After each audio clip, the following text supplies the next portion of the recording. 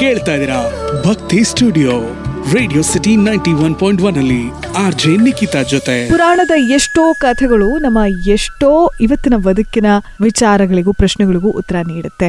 ಬೇಸಿಗೆ ಕಾಲ ಅಥವಾ ಶಾಖ ಈ ಜಗತ್ತಿನಲ್ಲೆಲ್ಲ ಇದೆ ಅಂತ ಹೇಳಿದ್ರೆ ಹಲವಾರು ವಿಚಾರಗಳು, ಪಂಚಭೂತಗಳ ಬಗ್ಗೆ ನಾವು ಮಾತಾಡಬೇಕಾದ್ರೆ ಅಗ್ನಿಯೂ ಕೂಡ ಒಂದು ತುಂಬಾ ದೊಡ್ಡ ಪಾತ್ರವನ್ನು ವಹಿಸ್ತಾನೆ. ಇವತ್ತು ಅಗ್ನಿಗೆ ಸಂಬಂಧಪಟ್ಟಂತಹ ಒಂದು ಕಥೆಯನ್ನ ನಿಮ್ಮ ಜೊತೆಯಲ್ಲಿ ಹಂಚಿಕೊಳ್ತಾ ಇದ್ದೀನಿ. ತುಂಬಾ ಹಿಂದೆ ಭೃಗು ಋಷಿ ಬ್ರಹ್ಮನ ಮಗನಾಗಿರುವಂತವರು ಪುಲೋಮಾಳನ್ನ ಮದುವೆ ಆಗ್ತಾಳೆ. ಅಗ್ನಿ ಸಾಕ್ಷಿಯಾಗಿ ಮದುವೆ ಆಗ್ತಾಳೆ ಪುಲೋಮ ಭೃಗು ಋಷಿಯನ್ನ. ಇನ್ನೇನು ಪುಲೋಮ ಮಗುವಿಗೆ ಜನ್ಮ ನೀಡಬೇಕು. ಆಗ ಒಂದು ದಿನ ಇಂಥದ್ದೊಂದು ಘಟನೆ ನಡೆಯುತ್ತೆ ನೋಡಿ. ಭೃಗು ಮಹರ್ಷಿಗಳು ಆಶ್ರಮದಿಂದ ಹೊರಗೆ ಹೋಗಿರ್ತಾರೆ. ಅದೇ ಸಮಯದಲ್ಲಿ ರಾಕ್ಷಸೊಬ್ಬ ಈ ಆಶ್ರಮವನ್ನ ಹಾದು ಹೋಗಬೇಕಾದ್ರೆ ಪುಲೋಮಾಳನ್ನ ನೋಡ್ತಾನಂತೆ. ಪುಲೋಮಾಳನ್ನ ನೋಡಿದ ತಕ್ಷಣ ಆತ ಯೋಚನೆ ಮಾಡ್ತಾನೆ, ತುಂಬಾ ಹಿಂದೆ ಪುಲೋಮಳನ್ನೇ ನನಗೆ ಮದುವೆ ಮಾಡಿ ಕೊಡಬೇಕಾಗಿರುವಂತದ್ದಲ್ಲ, ಮತ್ತೆ ಹೇಗೆ ಈಕೆ ಭೃಗುವನ್ನ ಮದುವೆ ಆದದ್ದು, ನನಗೆ ಮೋಸ ಆಯ್ತು ಅಂತ ಅಂದ್ಕೊಂಡು ಈ ರಾಕ್ಷಸ ಏನು ಮಾಡ್ತಾನೆ, ಒಂದು ವೇಳೆ ಈ ಪುಲೋಮ ನಾನು ಮುಂಚೆ ನೋಡಿ ನನಗೆ ಮದುವೆ ಮಾಡ್ಕೊಡ್ತೀನಿ ಅಂತ ಹೇಳಿರುವಂತಹ ಹುಡುಗಿ ಆದ್ರೆ ಅವಳನ್ನ ಅಪಹರಿಸ್ತೀನಿ ಅಂತ ಹೇಳಿ ಆತ ಏನು ಮಾಡ್ತಾನೆ, ಒಬ್ಬ ಸಾಧುವಿನ ವೇಷದಲ್ಲಿ ಕಾಣಿಸ್ಕೊಳ್ತಾನಂತೆ. ಸಾಧುವಿನ ವೇಷದಲ್ಲಿ ಈ ಆಶ್ರಮದ ಮುಂಭಾಗದಲ್ಲಿ ಬಂದಾಗ ಪುಲೋಮಳ ಹತ್ರ ಭಿಕ್ಷೆ ಬೇಡಿದಾಗ ಆಕೆ ನಾನು ನಿಮಗೆ ಆಹಾರವನ್ನು ಕೊಡ್ತೀನಿ ಅಂತ ಹೇಳ್ತಾಳೆ. ಮಾತುಕತೆಯನ್ನು ಮುಂದುವರೆಸಿದಾಗ ಆ ರಾಕ್ಷಸ ಸಾಧುವಿನ ವೇಷದಲ್ಲಿ ಬಂದುಬಿಟ್ಟು ಕೇಳ್ತಾನಂತೆ, ಇದು ಯಾರ ಆಶ್ರಮ ತಾಯಿ ಅಂತ ಹೇಳಿ. ಇದು ಭೃಗು ಮಹಾರಾಜರ ಆಶ್ರಮ, ನೀವು ಕುಳಿತುಕೊಳ್ಳಿ, ನಾನು ನಿಮಗೆ ಹಣ್ಣು ಹಂಪಲುಗಳನ್ನು ತಂದು ಕೊಡ್ತೀನಿ ಅಂತ ಹೇಳ್ತಾಳಂತೆ.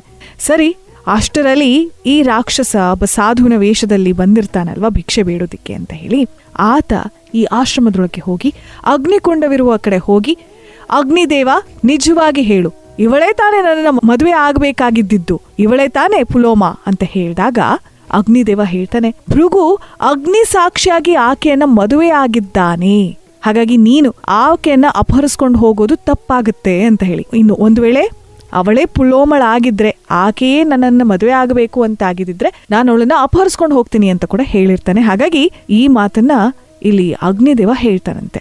ಸರಿ, ಈಗ ರಾಕ್ಷಸನ ಏನು ಮಾಡ್ತಾನೆ, ಇವಳೇ ಅಂತ ಗೊತ್ತಾದ ತಕ್ಷಣ, ಪುಲೋಮಳೆ ನನ್ನನ್ನ ಮದುವೆ ಆಗಬೇಕಾದದ್ದು ಅಂತ ಹೇಳಿದ ತಕ್ಷಣ ಈತ ನಾನು ಅಪಹರಿಸ್ಕೊಂಡು ಹೋಗ್ತೀನಿ, ಸರಿ ತಪ್ಪುಗಳ ವಿಚಾರವೇನೂ ಇಲ್ಲ ಅಂತ ಹೇಳಿ ಆಕೆನ ಒತ್ತಾಯಿಸಿಕೊಂಡು ಅಪಹರಿಸ್ಕೊಂಡು ಹೋಗ್ತಾ ಇರಬೇಕಾದ್ರೆ, ಆಕಾಶದಲ್ಲಿ ಹೋಗ್ತಾ ಇರಬೇಕಾದ್ರೆ ತುಂಬು ಗರ್ಭಿಣಿ ಈಕೆ.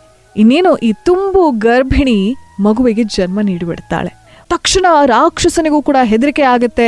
ಭೂಮಿಯ ಮೇಲೆ ಇನ್ನೇನು ಮಗು ಬೀಳ್ತಿರ್ಬೇಕಾದ್ರೆ ಈತ ಬೆಂಕಿಯಲ್ಲಿ ಬಿದ್ದು ಸತ್ತು ಹೋಗ್ತಾನೆ. ಹೇಗೋ ಮಾಡಿ ಈ ಪುಲೋಮ ಈಗ ಆ ಮಗುವನ್ನ ತನ್ನ ಮಡ್ಲಲ್ಲಿ ಇಟ್ಕೊಂಡು ಮತ್ತೆ ಆಶ್ರಮಕ್ಕೆ ಬಂದು ಅಳ್ತಾ ಕೂತ್ಕೊಂಡಿರ್ತಾಳೆ. ಅಷ್ಟರಲ್ಲಿ ಭೃಗು ಮಹರ್ಷಿಗಳು ಬರ್ತಾರೆ. ಅಯ್ಯೋ ಏನಾಯ್ತು, ಏನ ಕಳ್ತಿದ್ದೀಯ ನೀನು ಅಂತ ಹೇಳಿದಾಗ ನಡೆದಿರುವಂತಹ ಘಟನೆಯನ್ನೆಲ್ಲ ಹೇಳ್ತಾಳೆ ಆಕೆ. ಆಗ ಭೃಗು ಮಹರ್ಷಿ ಹೇಳ್ತಾರಂತೆ, ಅಯ್ಯೋ ದೇವಿರೇ, ಕಡೇ ಪಕ್ಷ ನಿನಗೆ ಆತ ರಾಕ್ಷಸ ಅಂತ ನಾದ್ರೂ ತಿಳಿಯಬಹುದಿತ್ತಲ್ಲ, ನಿನಗೆ ತಿಳಿಯುವಂತಹ ಒಂದು ಶಕ್ತಿ ಕೊಟ್ಟಿದ್ದಿದ್ರೆ ಆ ದೇವ ಅಂತ ಹೇಳಿ ಹೇಳ್ತಾರಂತೆ ಭೃಗು ಮಹರ್ಷಿಗಳು.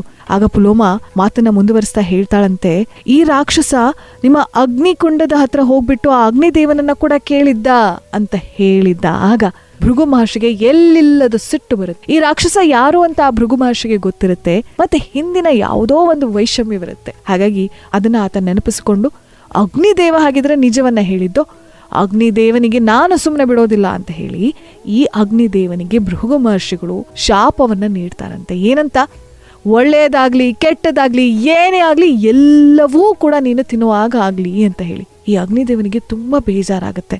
ನಾನು ಸತ್ಯವನ್ನ ಹೇಳಿದ್ರು ಕೂಡ ನನಗೆ ಇಂತಹ ಒಂದು ಶಾಪ ಬಿತ್ತಲ್ಲ. ಆಗ ಕ್ರಮೇಣ ಈ ಅಗ್ನಿದೇವ ಬೇಸರಗೊಳ್ತಾನೆ. ಜಗತ್ತಿನಾದ್ಯಂತ ಎಲ್ಲೆಲ್ಲಿ ಯಜ್ಞಗಳು ನಡಿಬೇಕು ಅಲ್ಲೆಲ್ಲೂ ಕಾಣಿಸ್ಕೊಳ್ತಿಲ್ಲ ಅಗ್ನಿದೇವ. ಈಗ ಇಡೀ ಜಗತ್ತು, ಎಲ್ಲ ಋಷಿ ಮುನಿಗಳೆಲ್ಲರೂ ಕೂಡ ತಲೆ ಕೆಡ್ಸ್ಕೊಳ್ತಾ ಇದ್ದಾರೆ. ಬರೀ ಚಳಿಯೇ ಇದೆ, ಒಂದು ಶಾಖವಿಲ್ಲ, ಒಂದು ರೀತಿಯಾದಂತಹ ಬೆಚ್ಚಗಿನ ವಾತಾವರಣವಿಲ್ಲ, ಯಾವ ಯಜ್ಞವನ್ನು ಕೂಡ ಮಾಡೋದಿಕ್ಕಾಗ್ತಾ ಇಲ್ಲ, ಏನು ಮಾಡುವುದು ಅಂತ ಹೇಳಿ. ಈ ಸಮಯದಲ್ಲಿ ಏನಾಗುತ್ತೆ ಗೊತ್ತಾ, ಈಗ ಆ ಅಗ್ನಿದೇವ ಎಲ್ಲೂ ಕೂಡ ಕಾಣಿಸ್ಕೊಳ್ತಿಲ್ಲ.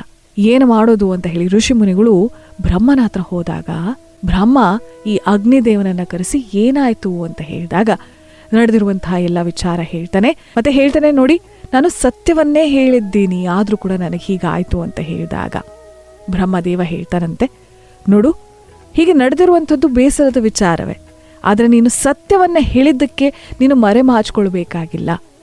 ನಿನ್ನಲ್ಲಿರುವಂತಹ ಉನ್ನತ ಸಾಕ್ಷಿ ಏನಿದೆ ಅದು ಪ್ರತಿಯೊಬ್ಬರಿಗೂ ಬೇಕಾಗಿರುವಂಥದ್ದು. ನಿನ್ನಲ್ಲಿರುವಂತಹ ಕೆಳಮಟ್ಟದ ವಿಚಾರವೇನಿದೆ, ಸಾಕ್ಷಿ ಏನಿದೆ, ಆ ಒಂದು ವಿಚಾರ ಇಂತಹ ಒಂದು ಘಟನೆಗೆ ನಿನ್ನನ್ನು ದೂಕಿರಬಹುದು. ಆದರೆ ನೀನು ಒಳ್ಳೆಯದೋ ಕೆಟ್ಟದೋ ಎಲ್ಲವನ್ನೂ ತಿನ್ನಬೇಕಾಗಿಲ್ಲ. ಆದರೆ ಯಜ್ಞಗಳಲ್ಲಿ ಮತ್ತು ಪೂಜೆ ಆರತಿಗಳಲ್ಲಿ ಯಾವಾಗಲೂ ಕೂಡ ನಿನ್ನನ್ನು ತುಂಬ ಗೌರವದಿಂದ ಕಾಣುವಂತಾಗಲಿ.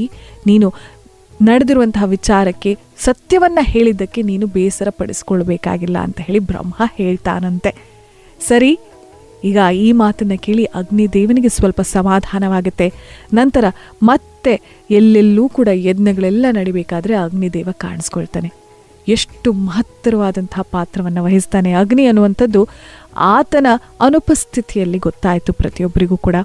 ಅಷ್ಟೇ ಅಲ್ಲ, ಈ ಕಥೆಯಿಂದ ನಾವು ತಿಳ್ಕೊಳ್ತೀವಿ, ನಾವು ಸತ್ಯವನ್ನು ಹೇಳಿ ಯಾವತ್ತೂ ಮರೆಮಾಚಬೇಕಾಗಿಲ್ಲ, ನಾವು ತಪ್ಪು ಮಾಡಿದ್ದೀವಿ ಅಂತ ಅಂದ್ಕೊಳ್ಬೇಕಾಗಿಲ್ಲ ಅಂತ ಹೇಳಿ.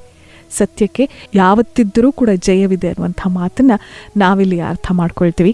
ಅಷ್ಟಕ್ಕೂ ಭೃಗು ಮಹರ್ಷಿಯನ್ನು ಎಲ್ಲ ಸಮಾಧಾನ ಮಾಡ್ತಾರೆ. ಇವೆಲ್ಲವೂ ಆಯಿತು. ಆ ಹುಟ್ಟಿರುವಂತಹ ಮಗುವಿಗೆ ಚ್ಯಾವನ ಅಂತ ಹೇಳಿ ಹೆಸರಿಡ್ತಾರೆ. ಮುಂದೆ ಪ್ರಭಾವಶಾಲಿಯಾದಂತಹ ಋಷಿ ಆಗುವಂತೆ ಕೂಡ ಭೃಗು ಮಹರ್ಷಿಗಳು ಆಶೀರ್ವದಿಸ್ತಾರಂತೆ. ಹೀಗೆ ಅಗ್ನಿದೇವನ ಶಕ್ತಿ ಅಂಥದ್ದು ಅಂತ ಹೇಳ್ತಾ ಕೇಳ್ತಾ ಇದ್ದೀರಾ ಭಕ್ತಿ ಸ್ಟುಡಿಯೋ ರೇಡಿಯೋ ಸಿಟಿ 91.1 ಅಲ್ಲಿ RJ ನಿಖಿತಾ ಜೊತೆ.